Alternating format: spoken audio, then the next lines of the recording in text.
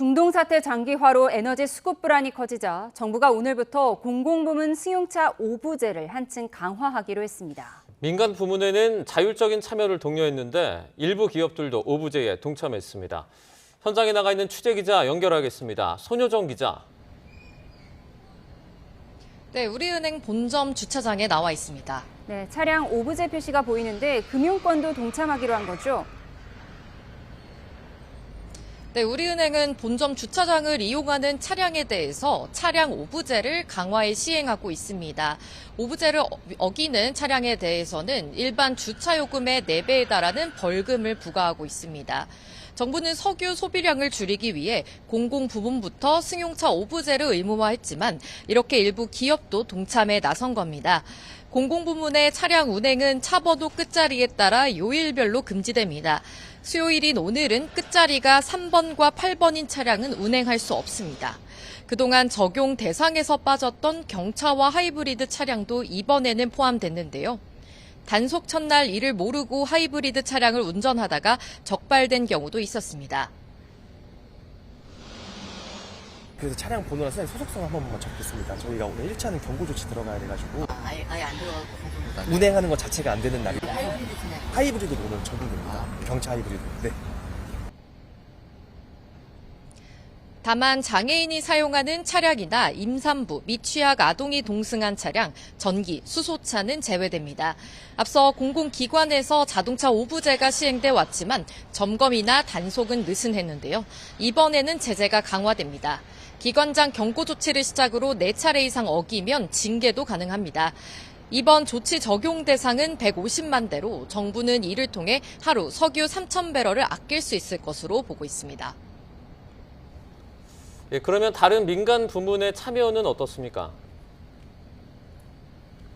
네, 정부는 민간 부분에 대해선 우선 자발적인 참여를 독려하고 있습니다. 다만 자원안보 위기 경보가 지금 2단계에서 3단계인 경계 단계로 격상이 된다면 민간 부분에도 차량 오부제를 의무화하겠다는 방침입니다. 일부 기업들은 정부 정책에 발맞춰 차량 오부제나 10부제 도입을 검토하고 있습니다. HD현대는 자율 참여 방식으로 차량 10부제를 시행하고 삼성과 현대차 등 주요 그룹들도 에너지 절감 대책을 마련했습니다. 정부는 교통 수요를 분산하기 위해 공공기관과 대기업의 출퇴근 시간을 한시적으로 조정할 것을 권고할 방침입니다. 이 밖에 K패스를 통한 대중교통 요금 할인, 재택근무 확대 등도 검토하기로 했습니다. 지금까지 우리은행 본점 주차장에서 YTN 손효정입니다. 중동 지역 긴장이 장기화하는 가운데 주한 이란 대사가 오늘 국회를 찾았습니다. 국회 외교통일위원회는 이란 측에 호르무즈 해협을 지나는 우리 선박의 자유로운 통항과 현지 교민 보호를 요청했고 이란 측도 한국인 대피에 우선 협조하겠다고 밝혔는데요. 국회 연결해서 자세히 알아봅니다. 황보혜경 기자. 네, 국회입니다. 네, 오늘 면담에서 나온 내용부터 전해주시죠. 네, 오늘 면담은 사이드 쿠제치 주한 이란 대사 요청으로 성사됐습니다. 국회 외교통일위원회 위원장을 비롯한 여야 간사들과 1시간 10여 분 동안 비공개 면담이 진행됐는데요. 국민의힘 소속 김석기 위원장은 호르무즈 해협에 고립된 우리 선박 26척의 자유로운 통항과 선원 180여 명의 안전보장을 요청했다고 설명했습니다. 또 걸프 지역에 체류하는 우리 국민 13,000여 명의 안전 문제도 각별히 신경 써달라고 당부했다고 밝혔습니다. 이에 대해 이란 측은 한국인을 손님으로 생각하며 원할 경우 우선적으로 안전한 지역으로 이동할 수 있게 협조하겠다는 입장을 밝힌 거로 전해졌습니다. 이란 대사는 전쟁 발발 경위와 자국 내 피해 상황을 설명하고 한국을 포함한 국제사회가 중동 지역에 다시 평화가 오도록 함께 노력해줬으면 좋겠다고도 말했습니다. 또 미국과 15개 종전 조건에 대해 합의했다는 일부 보도에 대해선 가짜 뉴스라고 부인했습니다. 이번 면담에선 우리 군의 파병과 관련한 구체적인 논의는 없었던 거로 확인됐습니다. 오늘 국회에선 윤석열 정권의 정치검찰 조작기소 의혹 규명을 위한 국정조사 특위회의도 열렸는데요. 여야가 시작부터 치열하게 맞붙었습니다. 민주당은 국정조사가 진실규명을 위한 적법한 절차라고 주장한 반면 국민의힘은 명백한 위헌이라며 특위 해체를 요구했습니다. 결국 국민의힘이 집단 퇴장하면서 민주당 등 법여권 주도로 기관보고 일정과 증인 채택 안건 등이 의결됐습니다. 법무부와 대검찰청 등을 상대로 기관 보고가 진행되고 쌍방울 대북 송금과 대장동 사건 수사팀을 포함해 기관 증인만 100여 명에 달합니다. 국민의힘은 우원식 국회의장이 본회의에서 국정조사 계획서를 일방 강행 처리했다며 헌법재판소에 권한쟁의 심판을 청구하고 국정조사 효력 정지 가처분도 신청했습니다. 이제 70일 앞으로 다가온 지방선거 상황도 살펴보죠. 우선 민주당은 이 김부겸 전 국무총리가 조만간 결단을 내릴 것으로 보인다고요.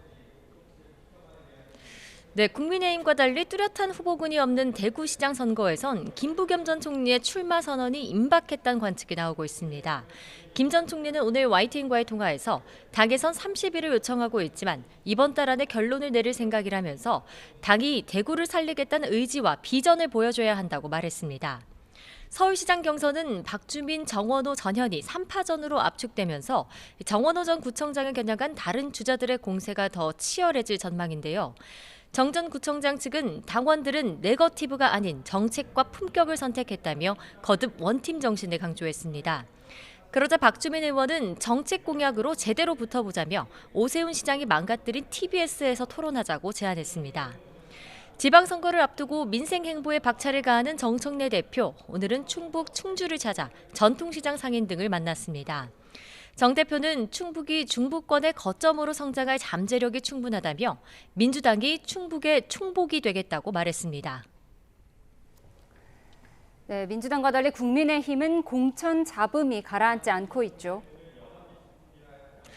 네, 특히 최근 대구시장 경선에서 컷오프된 주호영, 이진숙 두 후보의 반발이 거셉니다. 주호영 국회부의장은 내일 오전까지 법원에 효력정지 가처분을 신청할 예정이라고 밝혔고요. 함께 컷오프된 이진숙 전 방송통신위원장도 공천 기준을 따져 묻겠다며 이정현 공천관리위원장에게 면담을 신청했습니다. 이정현 공관위원장은 오늘 SNS에 이길 사람을 세운다는 공천 기준은 분명하다며 기득권을 그대로 두면 바뀌는 게 없다고 반발을 일축했습니다. 경기지사는 인물란 속에 공천 논의가 제자리 걸음입니다. 양향자 최고위원과 함진규 전 의원이 도전장을 던졌지만 당은 추가 공모 가능성을 열어뒀는데요. 유승민 전 의원과 김문수 전 장관 등 거론되는 인물들은 있지만 중량감 있는 인사들조차 출마를 망설이는 분위기입니다. 지금까지 국회에서 전해드렸습니다.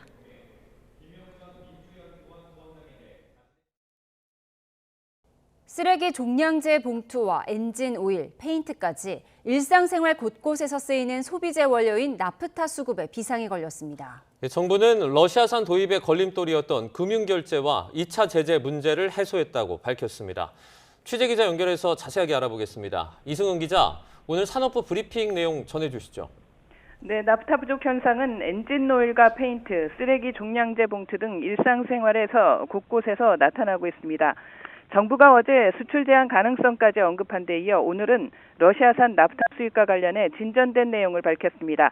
양기욱 산업통상부 산업자원안보실장은 러시아산 도입과 관련해 달러화 외에 중국 위안화, 러시아 루브라, 아랍에미리트 다르아마 결제가 가능하며 이에 따른 2차 제재도 없다는 점을 미국 재무부로부터 확인했다고 말했습니다. 미국은 러시아산 거래를 한시적으로 해제했지만 금융결제와 이에 따른 2차 제재 가능성 문제가 걸림돌 중의 하나였습니다.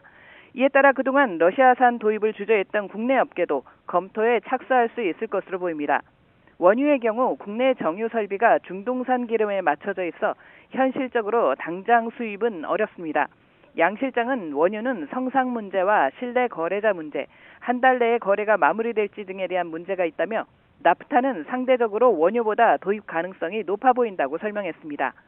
양 실장은 세계 액화천연가스, LNG 물량의 20%를 담당하는 카타르가 한국을 포함한 주요 수입국의 불가항력을 선언했다는 보도와 관련해서는 아직 카타르에서 공식 통보는 못 받았다고 전했습니다. 그러면서 카타르의 14개 액화시설 가운데 2개가 파괴돼 전체 물량의 20%가 타격을 입은 것으로 파악된다며 복구에 3년에서 5년이 소요될 것으로 보인다고 밝혔습니다. 다만 올해 말까지 사용 물량은 이미 확보됐고 대체 도입선을 통해 수급에는 문제가 없도록 관리하고 있다고 강조했습니다. 문제는 가격입니다. 양 실장은 가스 가격이 요동칠 것 같다며 하반기 이후 난방 요금이나 전력 가격에 영향을 미칠 수 있어 영향 최소화 방안을 협의하고 있다고 말했습니다. 지금까지 YTN 이승은입니다. 네, 이번에는 요르단에 나가 있는 권준기 특파원, 미국에서는 휴전을 위한 15개 항목이 전달됐다는데 이란의 입장은 뭡니까? 네, 이란 정부에선 미국과의 협상은 가짜뉴스라는 입장을 유지하고 있습니다. 전혀 대화를 하지 않고 있고 할 생각도 없다며 완전한 승리를 거둘 때까지 싸우겠다는 입장을 연일 발표하고 있습니다. 어제는 새로운 미사일 발사 장면을 공개한 데 이어 이란 혁명수비대 대변인은 트럼프 대통령의 유행어를 조롱하며 결사항전 의지를 다졌습니다. 들어보시죠. You are fired. You are familiar with this sentence. Thank you for your attention to this matter. The central headquarters of Khatam al-Anbiya. 이스라엘이 암살한 이란 안보수장 라리자니의 후임으로 이란 혁명수비대 부사령관 출신 강경파를 앉힌 것도 항전 의지로 읽힙니다. 더 나아가 잇따른 요인 암살로 중도 합리파 자리를 혁명수비대가 채우면서 군부의 장악력은 더 커지고 있다는 분석도 나오고 있습니다.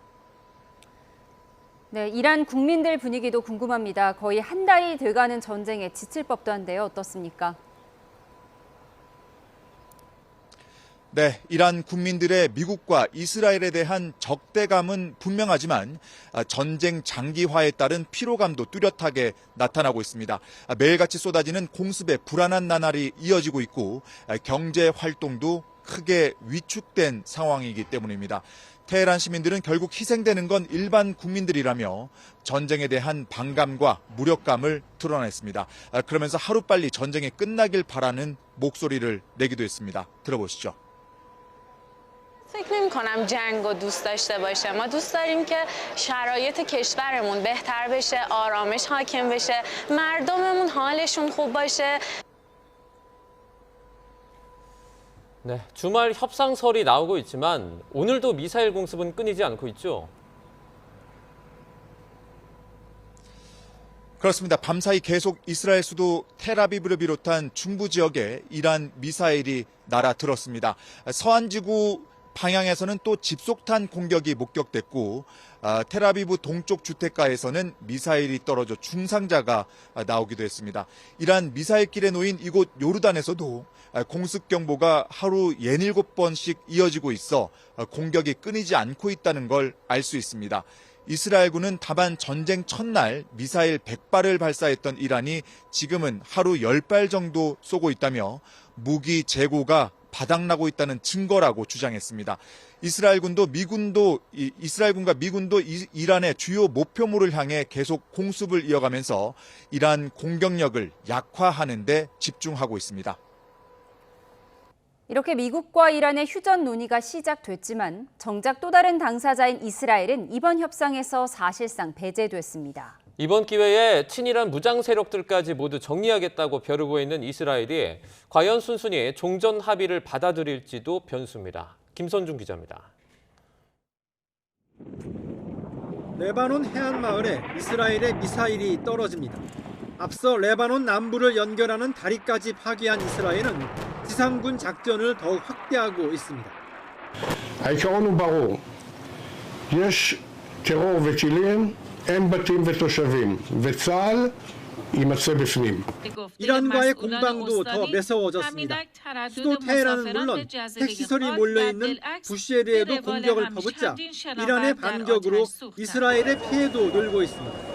And very big fire, and it was very we all scared, and we all afraid.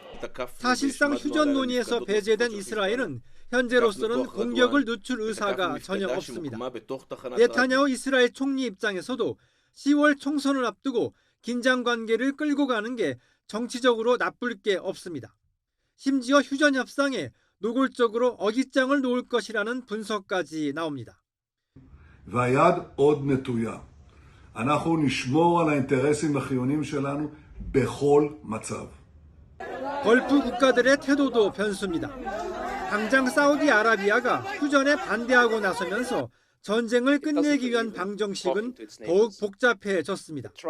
마음 급한 트럼프가 서둘러 휴전에 도장을 찍는다고 해도 지역 당사자들이 수긍하지 않는 한 평화 정착은 쉽지 않을 것이라는 전망이 우세합니다. YTN 김선중입니다.